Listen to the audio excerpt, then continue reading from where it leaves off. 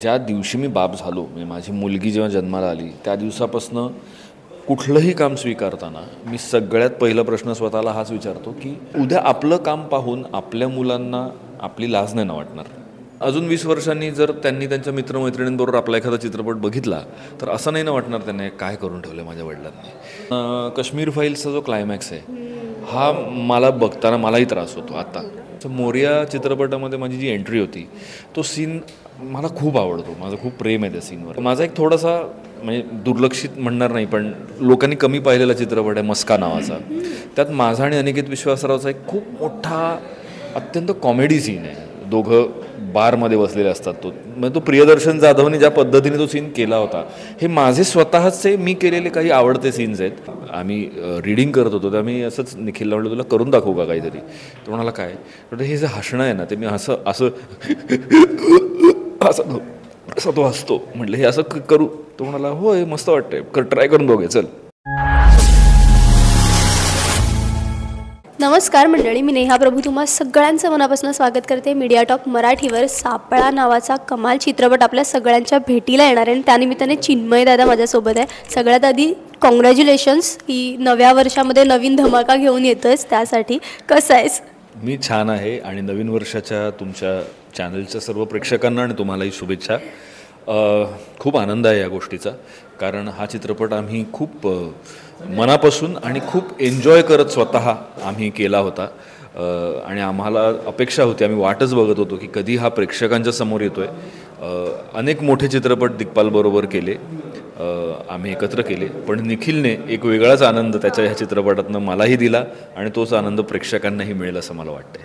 रहस्य कथा किंवा गूढ कथा असं काहीतरी यामध्ये दिसणारे असा एक अंदाज आहे की आम्हाला कळतंय. आणि जेव्हा मी टीझर पाहिला ना त्यावेळेला 2-3 वेळा टीझर पाहिला आणि आत्ता जेव्हा मी ट्रेलर पाहिला तेव्हा मला असं डोळे उघडून ट्रेलर बघताच नाही आला. मी थोडीशी घाबरलेली होते त्यामुळे मी असे अगदी डोळे बारीक करून कसा कसा दिसला तसा मी ट्रेलर पाहिला आहे. खूप अंगावर येणार आहे म्हणजे खरं तर ट्रेलर. आणि टीझरमधनं जेव्हा मी तुझी झलक पाहिली ते ढिंक चिक्का जे आहे स्पेशली मला तुझ्या आधीच्या सिरियलमधले तांबडे बाबा जसा थोडाफार डान्स करायचं ना ते कुठेतरी स्ट्राईक झालं अचानक. सो हे जे काही हे अचानक सापडलेले ढिंक चिक्का इम्प्रोवाइज करता करता की काय म्हणजे? हां म्हणजे ॲक्च्युली ते शूट करताना म्हणजे आम्ही रिहर्सल ॲक्च्युली ना माझ्यासाठी ह्या चित्रपटाची प्रोसेस ही खूप नाटकासारखी होती कारण मोठे मोठे सीन्स आहेत आणि निखिल अक्षरशः नाटकाची तालीम होते तसं तो तालीम घ्यायचा आमची. सो तुम्ही जेव्हा नाटकाची तालीम करत असता तेव्हा तुम्हाला अनेक गोष्टी सापडत जातात. तुम्ही त्या कलाकार म्हणून करून पाहता आणि जर दिग्दर्शकालाही त्या आवडल्या तर तो म्हणतो की हे कर, हे चांगलं वाटतंय. ते ढिंकचिका तसं झालं होतं. म्हणजे एका अत्यंत टेन्स सिच्युएशनमध्ये आम्ही रिहर्सल जेव्हा करत होतो मी आणि समीर सर म्हणजे निखिल आमची रिहर्सल घेत होता की आता हे वाक्य हे वाक्य हे वाक्य आणि एका पॉईंटला मी ते येऊन थांबलो आणि ते खूप असं एक टेन्स सिच्युएशन आहे आणि मी आय डोंट नो मला ते तेव्हा कसं सुचलं तर मी ते सुरू केलं ढिंक चिक्का. तर निखिल म्हणाला हे काय करतोयस तू. म्हटलं मला असं एक सुचलं. म्हणाला हे कर, हे चांगलं वाटतंय, एक ठेवूयात आपण. सो अशा अनेक मी म्हटलं तसं मगाशी मी म्हटलं की त्याने खूप मोकळीक दिली आम्हाला गोष्टी एक्सप्लोअर करण्याची. जिथे त्याला असं वाटलं की नाही हे आपल्या चित्रपटावर जाणार नाही तिथे त्याने ते थांबवलं की हे नको करूया. बट अदरवाईज ही एक नाटकाच्या प्रोसेसमध्ये जसं तुम्हाला एक दिग्दर्शक इम्प्रोवाईज करण्याची संधी देतो तशी निखिलने खूप दिली आम्हाला. युजली आपल्याला 2 माणसं हसत असताना पाहायला छान वाटतं पण इथे ना कुठेतरी तुमच्या दोघांचं जे हसणं होतं ते खूप विचित्र विभत्स असं काहीतरी वाटलं. सो हे जे हसणं आहे ना ते खूप वेगळं होतं, नॉर्मल नव्हतं, खूप वेगळं. आय एम सो हॅपी की फक्त टीझर आणि ट्रेलर बघून तुम्ही ही गोष्ट पकडलेली आहे कारण ह्या चित्रपटामध्ये एक खूप वैशिष्ट्यपूर्ण लाफ मी डेव्हलप केला होता की हा हसतो कसा हा माणूस. कारण असे खूप प्रसंग आहेत त्याच्यामध्ये जिथे तो वेगवेगळ्या प्रसंगामध्ये आणि त्याचा लाफ एका पॉईंटनंतर समोरच्या व्यक्तीला घाबरवायला लागतो की हा असा का हसतो. सो ते ह्या अशा अनेक छोट्या छोट्या गोष्टी आहेत ज्या लिहिलेल्या संहितेच्या पलीकडे जाऊन निखिलने डेव्हलप करण्यामध्ये खूप मदत केली. मग शिवाय समीर सर होते तेही सुचवायचे, काही वेळा दिग्पालही सेटवर असायचा स्वतः. सो त्याच्यातनं ते सगळ्यांच्या प्रयत्नातनं ते डेव्हलप झालेल्या गोष्टी आहेत त्या. पण आपण कधी पाहिलेलं नसतं असं हसणं किंवा मला नाही माहिती तू पाहिलंयस की नाही पण कुठे सापडलं हे. मी सांगतो माझा एक खूप जवळचा मित्र आहे जो आज खरं तर एक बॉलिवूडमधला प्रतिथयश दिग्दर्शक आहे.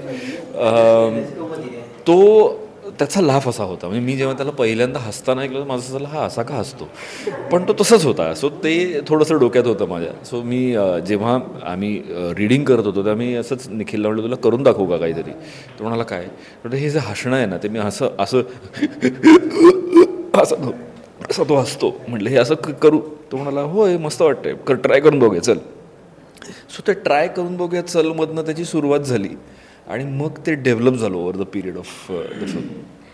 ही आपण म्हणतो ना की गूढकथा असली ना तरी पण बरेचसे सीन किंवा डायलॉग असे आहेत ना जे रिलेट करतात, म्हणजे कुठेतरी करतात रिलेट प्रत्येक माणसाला. म्हणजे फॉर एन एक्झाम्पल एक डायलॉग आहे की ही इतकी म्हणजे मला प्रॉपर डायलॉग नाही बोलता येणार, पण त्याचा एक गर्भित अर्थ असा आहे की इतकी शांत जागा आहे की कोणाला मारून गाडलं तरी कळणार नाही. हे आपण युजली शांत जागेवर बोलतो हे डायलॉग. किंवा ते जे फ्लॅशचं तू केलं होतंस अंधारामध्ये बंद चालू, हे केलेलं असतं प्रत्येक माणसाने आयुष्यात. सो तू तुझ्या आयुष्यामध्ये असे उपद्रवी गोष्टी केल्यास का लहानपणी किंवा कोणाला घाबरवायला वगैरे? नाही नाही म्हणजे कोणाला घाबरवायला असं नाही, पण प्रत्येक माणसाची एक डार्क साईड असते.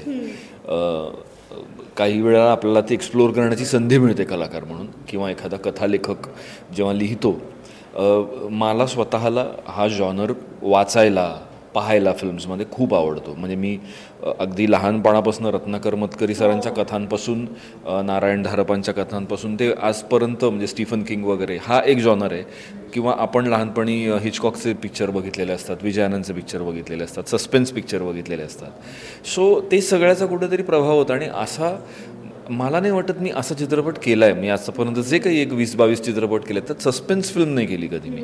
सो पहिल्यांदा ती संधी मिळाली आणि म्हटलं तर ह्याचा आपण पुरेपूर फायदा घेतला पाहिजे. जसं मी मगाशी म्हटलं की मला ट्रेलर बघता येत नव्हता, कारण काही माणसं असतात जी घाबरतात, दचकतात. सो त्यातली मी असल्यामुळे मला तितकासा बघता येत नव्हता, घाबरायला होत होतं, इतका तो अंगावर येत होता. तर तुला कधी असं झालं आहे तुझंच काम पाहताना किंवा आयुष्यात की स्वतःचीच भीती वाटली आहे, अंगावर आलं आहे काम स्वतःचं असं? कारण मला माहिती आहे की एक तुझा छत्रपती शिवाजी महाराजांचा जो सीन आहे ते शामियानामध्ये येतात आणि मग ते बॅकग्राऊंड म्युझिक त्याचं खूप महत्त्वाचं हे येतात. पण ज्या पद्धतीने तू ओरडला आहेस, काय आक्रोश केला आहेस, तो असेल किंवा आत्ताचं असेल, अंगावर येतात हे सीन आमच्या प्रेक्षक म्हणून. तुझ्या स्वतःच्या अंगावर स्वतःचे सीन येतात का कधी, किंवा भीती वाटले स्वतःची? नाही, स्वतःची भीती वाटणे म्हटलं तसं मी स्वतःची भीती वाटण्यासारखं काम हे कदाचित पहिल्यांदा करत असेल. हां, काही सीन्स ते सीन्स म्हणून माझे म्हणून असं नाही, पण काश्मीर फाईल्सचा जो क्लायमॅक्स आहे हा मला बघताना मलाही त्रास होतो आता. कारण तो त्याच्यात माझं क्रेडिट नाही, त्यात दिग्दर्शकाचं क्रेडिट आहे. किंवा काही प्रसंग असतात जे आपण ज्याचा भाग असतो. जसं मोरिया चित्रपटामध्ये माझी जी एंट्री होती तो सीन मला खूप आवडतो, माझं खूप प्रेम आहे त्या सीनवर. कारण ते अवधूत गुप्तेने डिझाईन अशा पद्धतीने केलं होतं की आपलं असं होतं की अरे वा, हे आपल्याला करायला मिळालं, आपण या सीनचा भाग आहोत. माझा एक थोडासा म्हणजे दुर्लक्षित म्हणणार नाही, पण लोकांनी कमी पाहिलेला चित्रपट आहे मस्का नावाचा. त्यात माझा आणि अनिकेत विश्वासरावचा एक खूप मोठा अत्यंत कॉमेडी सीन आहे. दोघं बारमध्ये बसलेले असतात. म्हणजे तो प्रियदर्शन जाधवने ज्या पद्धतीने तो सीन केला होता, हे माझे स्वतःचे मी केलेले काही आवडते सीन्स आहेत. पण आपल्याला असं वाटतं नेहमी स्वतःचं काम बघताना की हे थोडं अजून बेटर होऊ शकतं. सो अंगावर येत नाही, नेहमी हीच भावना असते की अजून बेटर करता येऊ शकतं ह्याच्यात.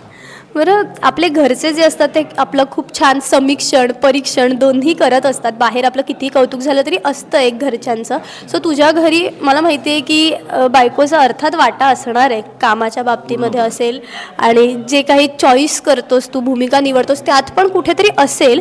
पण मला हे विचारायचं की आता मुलांचे पण चॉईसेस येत जातात, किंवा तर त्यांनी तुला कामाची दिली आहे का कधी पोचपावती, किंवा ते खूप स्पष्टपणे त्यांचं मत काम पाहिल्यानंतर त्यांचं मत काय हे येऊन तुला सांगतात दोघं जण की हे काम खूप छान झालं, किंवा ह्या भूमिका मला तुला पाहायला आवडेल?